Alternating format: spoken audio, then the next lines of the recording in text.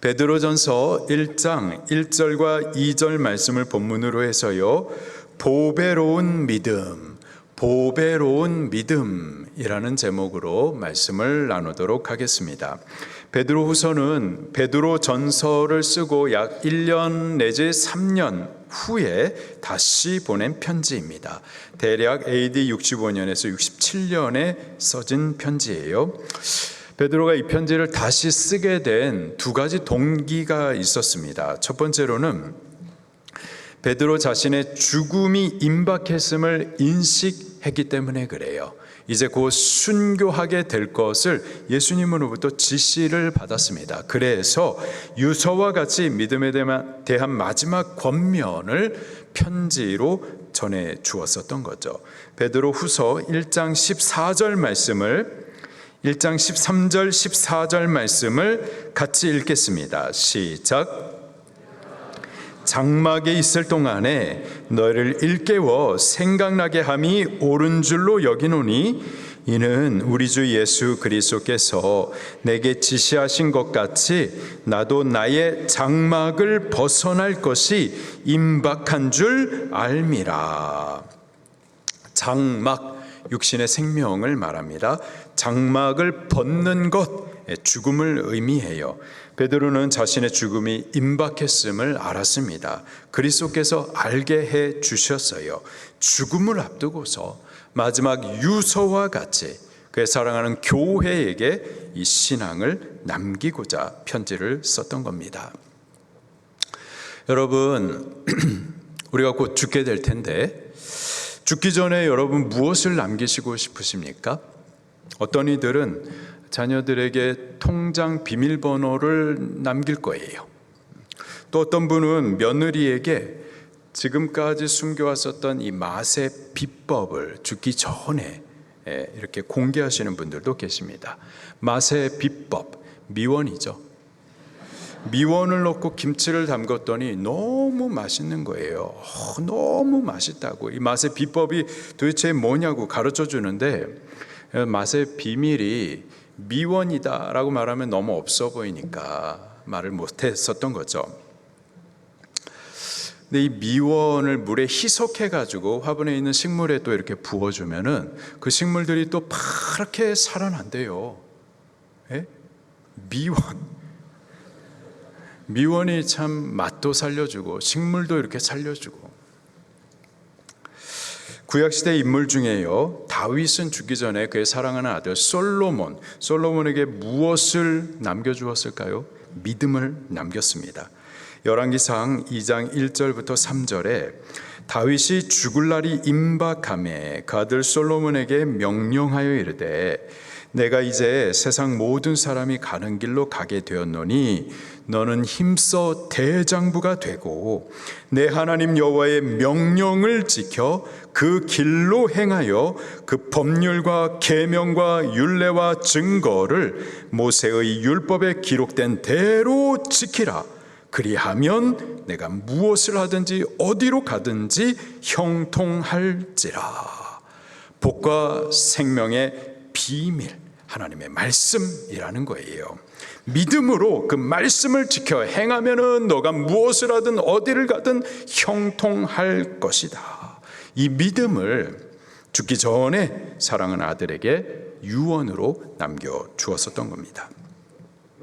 모세도 죽기 전에 이제 요단강 건너서 하나님께서 약속하신 가나안 땅에 이르게 될 이스라엘 민족들, 그들에게 복과 생명의 그 비밀을 마지막 유언과 같이 전해주기 위해서 말씀을 전하는데요, 그 말씀이 신명기예요.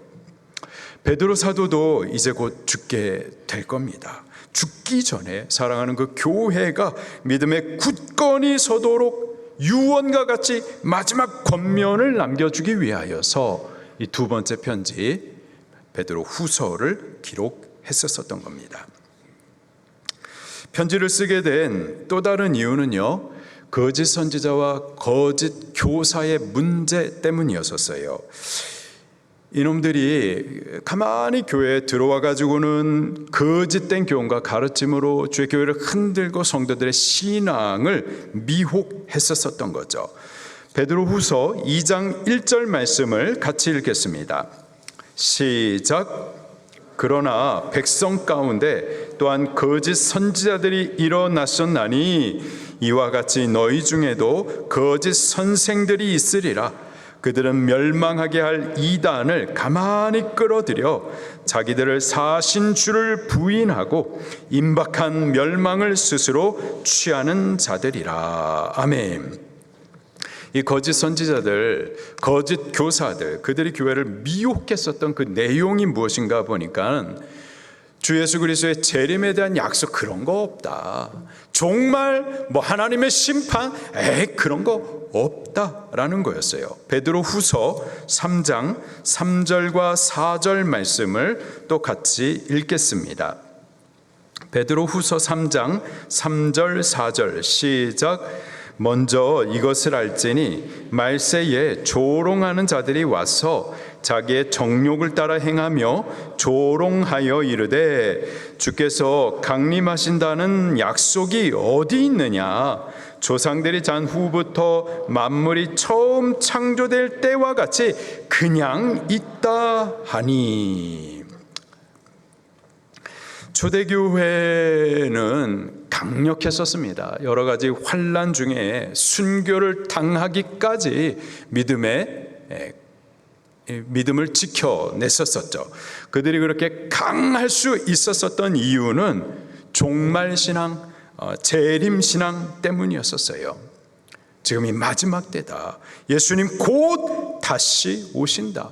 오셔서 이 환난 가운데서도 끝까지 믿음을 지키는 우리를 위해서 약속하신 대로 주께서 위로하시고 저희 약속하신 나라를 반드시 유업으로 얻게 해 주실 것이다. 반대로 불신자, 배반자, 불경건한 자들, 그들에 대해서는 경고하신 대로 심판을 내리실 것이다.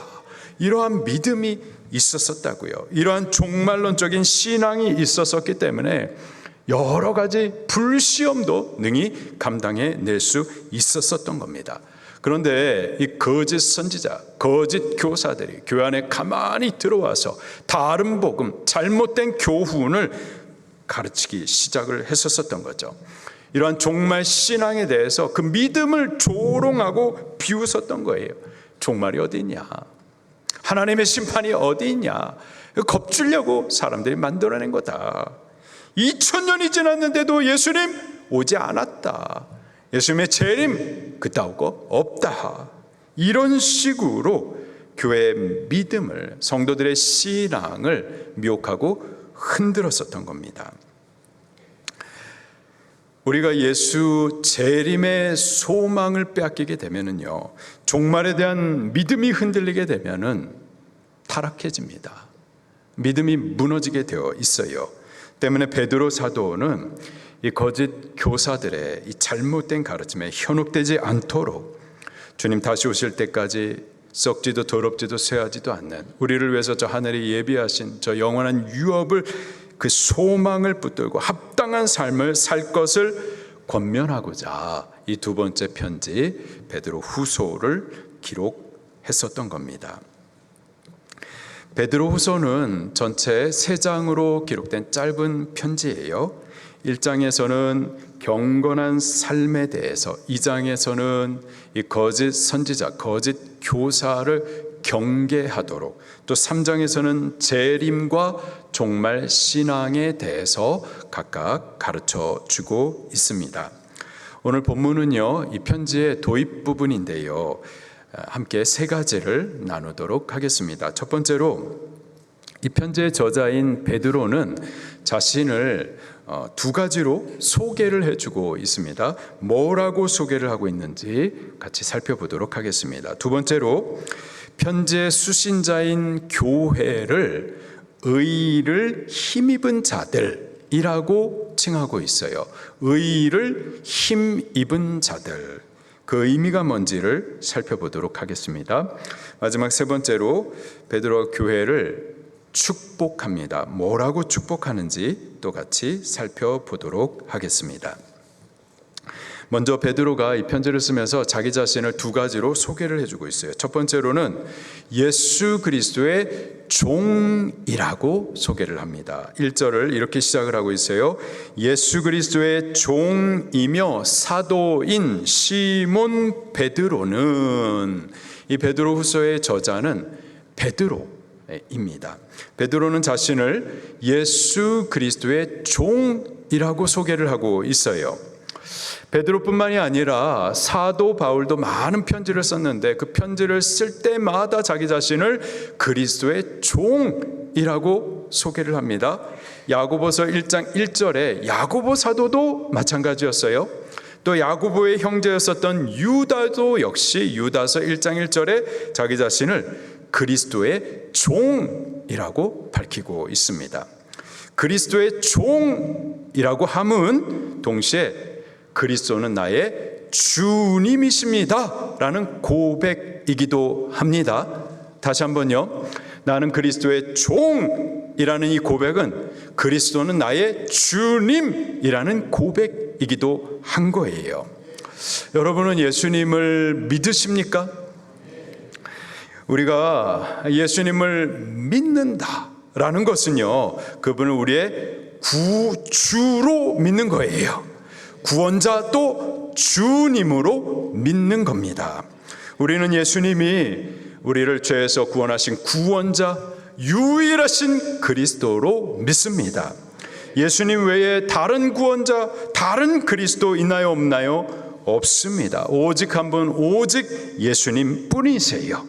예수님만이 우리를 천국으로 인도해 주실 길이고 진리고 생명이세요. 오직 그분만이 우리를 죄에서 구원도 하시고 천국으로 아버지께로 인도하는 유일하신 길이십니다. 우리는 이 사실을 믿는 거예요. 그러나 이것이 우리 믿음의 전부는 아니죠. 우리는 또한 예수님을 우리의 주님으로 믿습니다. 그가 피로 값주고 우리를 사셨기 때문에 이제 예수님이 우리의 삶의 주님이시고 우리는 예수님의 종인 거죠. 그분이 우리의 왕이시고 그분의 말씀은 왕의 명령인 겁니다. 베드로 사도는 예수님을 주님, 그리고 또 자기 자신을 주님의 종으로 인식했었던 겁니다. 바울도 그랬고 야고보도 그랬고 유다도 마찬가지였어요. 우리도 마찬가지입니다.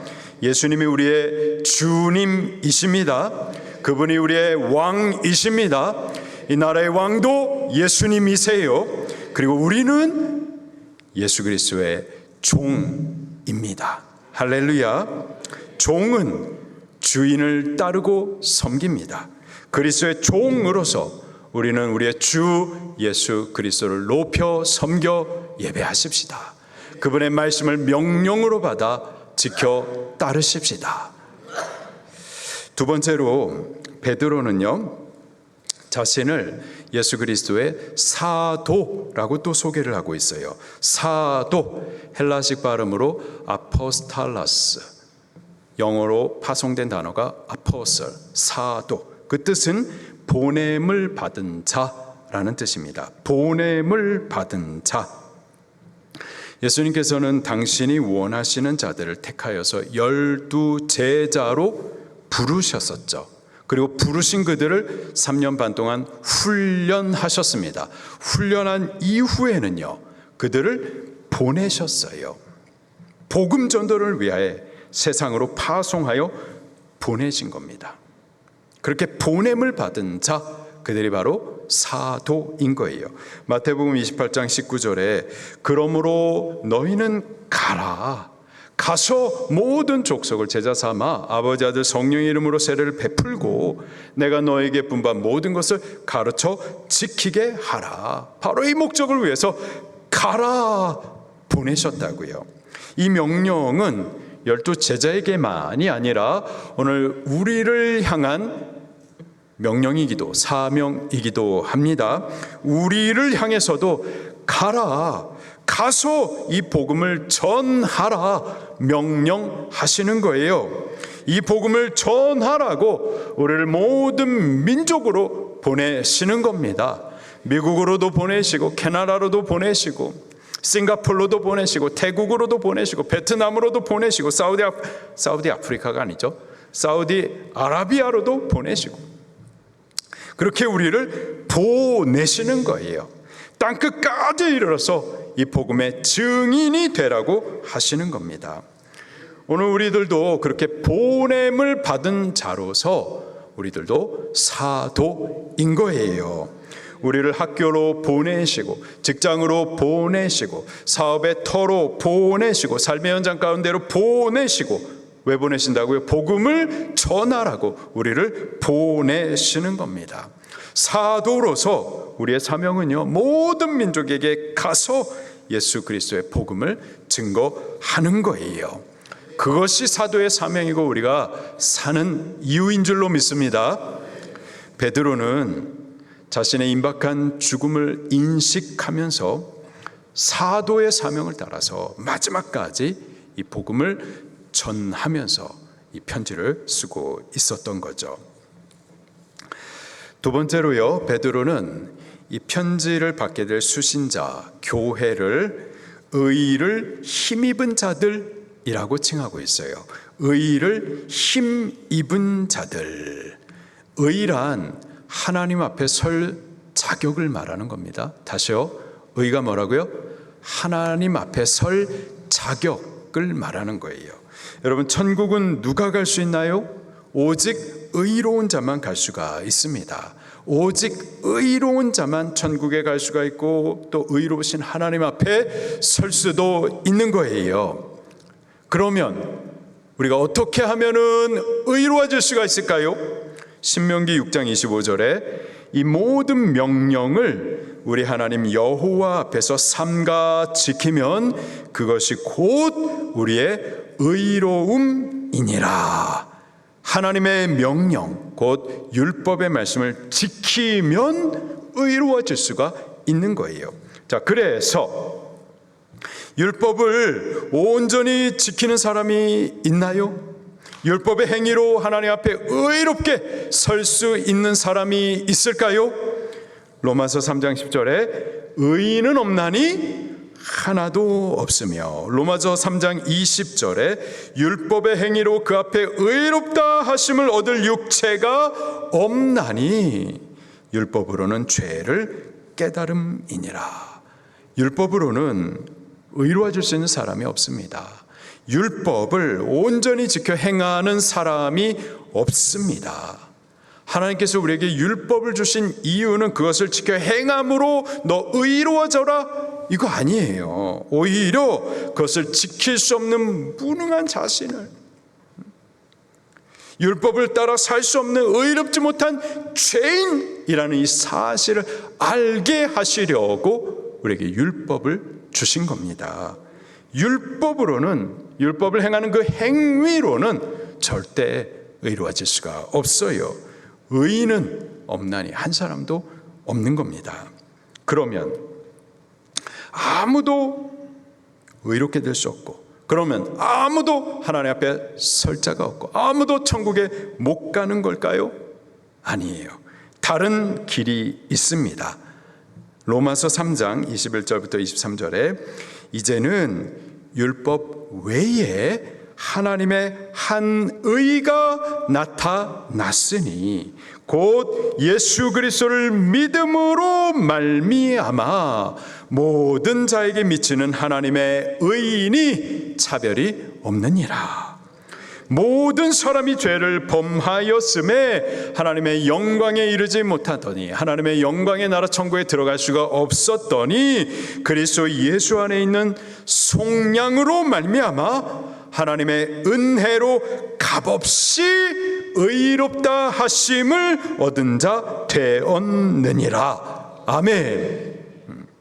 예수 그리스도를 믿음으로 말미암아, 예수님을 믿는 믿음으로 의로워질 수가 있는 겁니다. 믿음으로 의로우신 하나님 앞에 설 수가 있는 거고, 그 믿음으로 우리 천국에도 들어갈 수가 있는 거예요. 교회는 바로 그 예수님을 믿는 자들인 겁니다. 예수님을 믿는 믿음으로 하나님 앞에 의롭게 선 자들, 천국을 약속받은 자들, 그들이 바로 교회인 거예요. 그러니 여러분, 믿음이 얼마나 귀합니까? 이 믿음으로 죄 용서함도 받고 의롭다 하심도 받고 거룩하신 하나님 앞에 의롭게 설 수도 있고 천국도 얻게 하시는 것이 이 믿음이니, 이 믿음이 얼마나 귀해요. 그래서 베드로는요, 이 믿음을 그냥 믿음이라고 말하지 않고 보배로운 믿음이라고 표현을 하고 있습니다. 1절 말씀을 다시 한번 읽겠습니다. 시작. 예수 그리스도의 종이며 사도인 시몬 베드로는 우리 하나님과 구주 예수 그리스도의 의를 힘입어 동일하게 보배로운 믿음을 우리와 함께 받은 자들에게 편지하노니. 아멘. 믿음은 보배로운 믿음입니다. 절대 싸구려 아니에요. 보배롭다. 헬라식 발음으로 이소티몬, 뜻은 무엇과 비교할 수 없는, 무엇과도 바꿀 수 없는 가장 귀한 이라는 의미예요. 믿음이 그렇습니다. 보배로운 믿음이에요. 베드로전서 1장 7절에서는 이 믿음을 금보다 더 귀하여 이렇게 표현을 하고 있습니다. 믿음이 그래요. 금보다도 더 귀합니다. 세상에 무엇과도 비교할 수 없는, 무엇과도 바꿀 수 없는 가장 귀한 절대적인 가치가 믿음이에요. 교회는 이 보배로운 믿음을 받은 자들입니다. 그 믿음으로 죄 용서함도 받고 의롭다함도 받고 하나님 앞에 서기도 하며 천국을 유업으로 얻게 되는 등 믿음으로 의를 힘입은 자들, 그들이 바로 교회입니다. 여러분들에게는 이 보배로운 믿음이 있습니까? 여러분은 예수님을 믿으십니까? 그가 십자가에서 한 번에 완전하고 영원한 속죄의 제사로 우리의 모든 죄를 속량하신 그 은혜를 믿으십니까? 그가 사흘 만에 죽음을 이기시고 부활하심으로 우리로 하나님 앞에 설 수 있도록 하는 그 의를 다 이루어 주신 복음을 믿으십니까? 그 믿음이 우리를 교회되게 하는 거예요. 믿음이 귀합니다. 보배로운 믿음이에요. 그 믿음으로 죄 속량도 받고 의롭다함을 받고 하나님 앞에 서게도 되고 천국도 얻게 되는 거죠. 교회는 그 보배로운 믿음으로 의를 힘입은 자들인 겁니다. 바로 그들에게 베드로가 이 두 번째 편지를 보내는 거예요. 마지막으로 베드로가 교회를 축복해 주고 있습니다. 2절 말씀을 또 같이 읽겠습니다. 시작. 하나님과 우리 주 예수를 알므로 은혜와 평강이 너희에게 더욱 많을지어다. 아멘. 은혜와 평강을 빌어주고 있습니다. 은혜란 값없이 거저 베푸시는 하나님의 선물을 말하죠. 죄 사함 받은 거, 의롭다함을 받은 거, 구원 얻은 거 다 은혜예요. 하나님의 자녀가 되는 거, 영원한 영광 천국의 천국을 유업으로 얻게 된 거예요. 다 은혜입니다. 평강은요, 평강은 이 은혜의 결과로 뒤따라오는 복을 말합니다. 우리가 죄사함, 의롭다함, 또 구원을 받게 됐어요. 그 결과로 이제 하나님과 화목을 이루고 사람들과도 화목을 이루고 또 만물을 다스릴 수 있는 권세 회복도 얻게 되는 거죠. 이런 것들이 다 평강의 복인 겁니다. 이 은혜와 평강은 하나님과 우리 주 예수 그리스도로부터 흐르게 됩니다. 베드로는 지금 교회를 축복할 때에 하나님과 주 예수 그리스도로부터 이 은혜와 평강이 흐르게 되기를 기원하고 있어요. 특별히 그분을 알므로 더 많이 누리게 되기를 기도를 하고 있습니다. 하나님과 우리 주 예수 그리스도를 알므로 더욱 이 은혜와 평강이 임하게 되는 거죠. 여기서 안다, 헬라식 발음으로 에피그나세스, 단순히 지식과 정보를 통하여서 아는 것, 이것을 말하는 것이 아니라 관계적인 알을 말하는 겁니다. 여러분, 나훈아 씨, 가수 나훈아 씨를 좀 아시나요? 모르세요? 여러분들은 찬송가만 아시죠? 가수 나훈아 씨. 그러면 BTS 정국 아세요?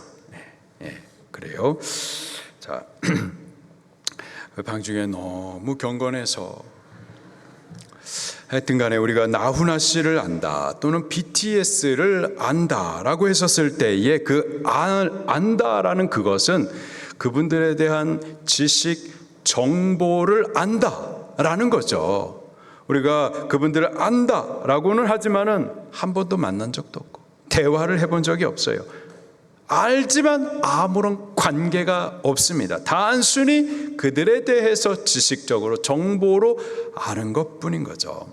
이와 비교해 가지고 이 관계적인 알은 그분에 대해서 하는 것이 아니라 교제를 통해서, 친밀한 관계를 통해서 아는 거예요.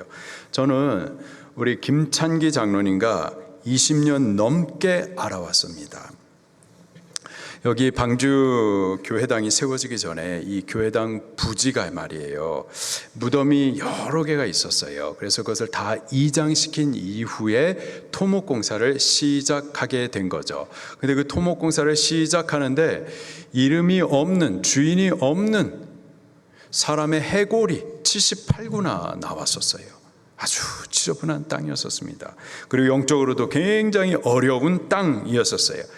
그때 우리 장로님께서 당시에는 예수님을 믿기도 전이었었는데 여기에 교회당이 세워지면 이 땅이 깨끗해질 거라고, 거룩해질 거라, 이런 말씀을 하셨었어요. 그리고 그 말씀대로 되어진 줄로 믿습니다. 여기 방주 교회당이 이곳에 세워짐으로 말미암아서 이 주변이 수지맞는 땅이 된 거예요. 우리 장로님이 이곳에 이 교회당이 세워지는 그 처음부터 모든 과정에 함께 하시면서 하나님의 역사하시는 일들을 다 체험했어요. 그리고 그 과정에 예수님도 믿게 되어진 거고 지금 우리 장로님도 되시게 된 겁니다. 제가 우리 장로님과 20년 넘게 그렇게 함께 알아왔어요. 함께 기도하고 또 함께 헌신하고 또 같이 눈물도 흘리고 또 같이 기뻐도 하면서 알아오게 된 거죠. 제가 우리 장로님과 그렇게 20년 이상 안다라고 할 때에는 단순히 지식과 정보로서의 알을 말하는 것이 아니라 관계적인 암, 관계적인 알을 말하는 거예요. 인격적인 친밀함으로서의 알을 말하는 거죠. 하나님과 예수 그리스도로부터 흐르는 은혜와 평강은요, 이러한 인격적인 관계, 인격적인 알을 통하여서 흐르게 되는 겁니다. 특별히 하나님을 더 깊이 알아가면 알아갈수록, 그분과 더 친밀히 교제하면 교제할 수 하도록, 아니죠? 입이 왜 자꾸 꼬이죠? 그 하나님을 더 깊이 알아가면 알아갈수록, 그분과 더 친밀하면 친밀할수록 은혜와 평강은 더 많이 부어지고 누릴 수가 있게 되는 겁니다. 말씀을 사모하여 묵상하고 또 그분을 높여 예배하고 기도를 통하여서 하나님께 더 가까이 갈수록 더 풍성한 은혜를, 더 풍성한 평강을 받기도 하고 누릴 수도 있게 되는 거예요. 베드로는 교회를 위해서 지금 축복할 때에 하나님 그리고 우리 주 예수 그리스도를 알므로 은혜와 평강이 더욱 풍성히 부어지기를 그렇게 기도하고 있는 겁니다. 우리가 이 베드로후서 말씀을 오늘부터 나누게 될 텐데 우리가 그렇게 되기를 예수님 이름으로 축원합니다. 하나님을 예배하면서 그리고 주시는 말씀을 믿음으로 받기도 하고 그 말씀을 붙들고 기도하기도 하고 그 말씀을 따라 지켜 순종하기도 하면서 주님과 친밀한 관계를 맺어가고 더 깊은 친밀함을 누리게 되기를 예수님 이름으로 축원합니다. 그러므로 은혜와 평강을 지금까지도 누려왔지만 더 많이 받고 누리게 되기를 예수님 이름으로 축원합니다. 말씀 붙들고 통성으로 기도하시겠습니다.